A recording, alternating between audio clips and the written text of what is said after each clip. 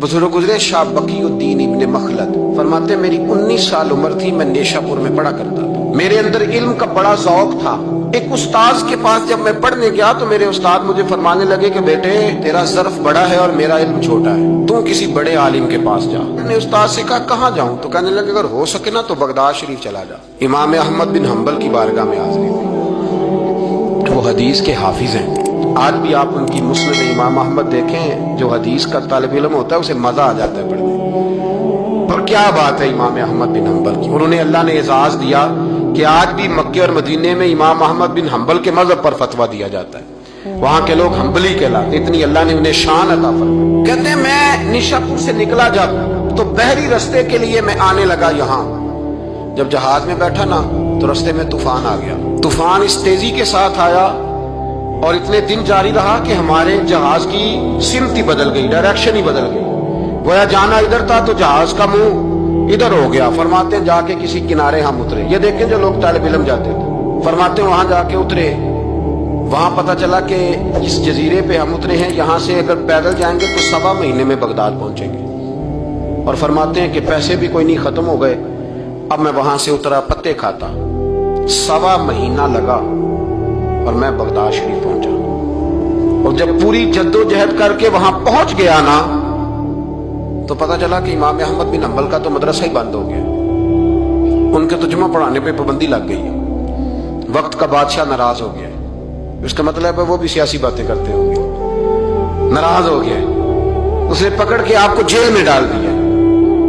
तो इमाम साहब तो पढ़ाते ही नहीं। फरमाते मैं अब तलाश करने लगा कि मुझे पता चले इमाम साहब कहाँ कैद हैं। बताया गया कि उनको उनके घर को जेल, सब जेल करार दे के नजर बंद कर दिया गया और घर के चारों कोने में पुलिस खड़ी है। इमाम अहमद बिन हम्बल रहमतुल्लाह ताला अलैह के वो शागिर्द शाह बकीउद्दीन साहब फरमाते हैं कि मैं जब वहां पहुंच गया, वहां पहुंच करके मैंने लोगों से कहा कि तुम ना करीब ना जाना, बस मुझे बता देना कि इमाम साहब का घर कहाँ है। तो कहते हैं एक शख्स ने मुझे कहा कि मैं उंगली का इशारा नहीं करूंगा, आंख का इशारा करूंगा, क्योंकि हालात बड़े खराब हैं। कहते उसने आंख के इशारे से बताया कि वो सामना गेट इमाम साहब का है। कहते मैं वापस आ गया। अब सारी रात सोचता रहा कि इमाम साहब के घर तालीम हासिल करने कैसे जाना है। फरमाते हैं फिर मुझे एक तजवीज समझ में आई। सुबह जब मैंने उठा तो मैंने सर से पगड़ी उतारी, अपने बालों में हाथ डाल के बाल बखेर दिए, चारों जानब बिखर गए, जुल्फे रखी हुई थी। फरमाते हैं फिर मैंने अपनी कमीज को थोड़ा सा एक जगह से फाड़ा, थोड़ा सा दूसरी जगह से फाड़ा, दखनों के करीब करके कहते हैं मैंने जाके थोड़ी सी तहमत को भी फाड़ा। हाथ के अंदर मैंने कासा पकड़ा जैसे फकीर मांगने वाले पकड़ते। अब तो फकीर कहता ना अल्लाह भला करे, अल्लाह भला करे। तो उस जमाने में कहते थे अजरुकुम अल्लाह, अजरुकुम अल्लाह, तुम्हें अल्लाह अजर दे, तुम्हें अल्लाह। कहते हैं ये वजीफा मैंने अच्छी तरह पकाया, नजरें मैंने झुका ली, फटे पुराने कपड़े पहन के ना तो बगदाद की गलियों में, बगदाद की गलियों में तेरी तलाश में फिरा मैं जंगल पहाड़ और दश्त में। कहते हैं बगदाद की गलियों में कभी इधर कभी उधर मैं ना वो लिए ना कासा, मैं घूम रहा हूं फिर रहा हूं, तेनू लब दिया आप गवाचे। कहते मैं ढूंढता फिर रहा हूं मजनू बन के विच बाजारा, कदी कखा वांग रुलाए, कदी कहाया कुंबा सारा, सिर नेजे उत्ते चढ़ाए, आजम यार मनाउन दी खातर असा की पेश वटाए। फरमाते कि वो कासा लिए तो मैं निकला, सिपाही खड़े थे, उनसे भी मैंने कहा अजरुकुम अल्लाह। कहते एक एक दिनार उन्होंने भी मेरे कासे में डाला।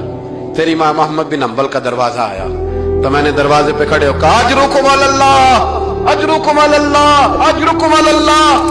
कहते मेरा जोश ही बदल गया। इमाम साहब ने झट से दरवाजा खोला, खूबसूरत इमामा और खूबसूरत चेहरा। कहते हैं उनका चेहरा देखा तो मेरे आंसू ही बह गए। और इमाम साहब ने जब एक दिनार मेरे प्याले में डाला तो मैं रो पड़ा।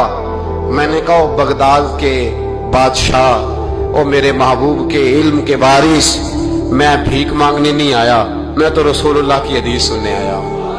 मुझे ना आपने खैरात नहीं देनी, बस मुझे एक हदीस मेरे नबी पाक रोज पढ़ा दिया करें। एक हदीस, एक हदीस। यहाँ तो हर जुम्मे पढ़ाई जाती है ना, वक्त नहीं होता, लोग देर से आते हैं। कहा एक हदीस आपने पढ़ानी है। शाह बकीउद्दीन साहब कहते हैं इमाम साहब ने मेरा चेहरा देखा तो खुशी से खेल उठे। फरमाने लगे तू कैसे आएगा? का हुजूर भिखारी बन के। मैं खैरात मांगने आऊंगा, ये भी तो खैरात ही है ना, मुस्तफा करीम के नाम की खैरात मांगना। हुजूर आपने एक हदीस पढ़ानी है, सुने।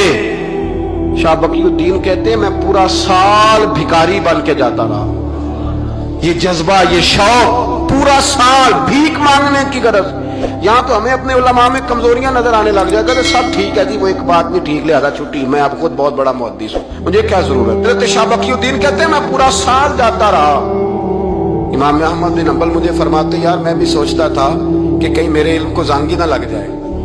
देखो अल्लाह ने फजल किया है, मुझे एक तालिब इल्म अता फरमा दिया है। फरमाते हैं पूरा साल मैं जब उनके दरवाजे पे जाता तो एक ढेला भी डाल देते और मुस्तफा की एक हदीस भी सुना देते।